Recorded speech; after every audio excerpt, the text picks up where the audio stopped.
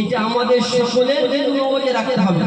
আপনারা আগাম দেখেছিলেন মাদ্রাসা একসাথে ছিল, এখন আল্লাহ পাকের ইচ্ছায় আমাদের দোয়ায় মাদ্রাসা দুতলার ইনশাআল্লাহ প্রায় কমপ্লিট হয়ে এসে ছাত্রা বাকি রয়েছে, গামনি হয়ে গেছে, ছাত্রা শুধু বাকি রয়েছে। আমি সকলের কাছে আশা করব যে কিভাবে আপনারা অর্থ দিনে দুতলার ছাত্রা আমরা সম্পূর্ণ করতে পারি, যেহেতু আমাদের অনেক ছাত্র, আমরা সবাই এলাকার মানুষ জানি যে আমাদের কত ছাত্র এখানে, এবং আমার হোস্টেলে প্রত্যেক দিন দৈনিক 25 থেকে 30 কেজি চাল ছাত্র দৈনিক। এটা আমি আপনি সবার কাছে এই বার্তাটা পৌঁছে দেব যে প্রতিষ্ঠানে দান করলে আমরা 3 ধরনের সওয়াবে হকদার হয়ে থাকি। এটা আমার আপনার সকলে একটা নিজ দায়িত্ব নিয়ে আমি আপনি সকলে পালন করবো ইনশাআল্লাহ।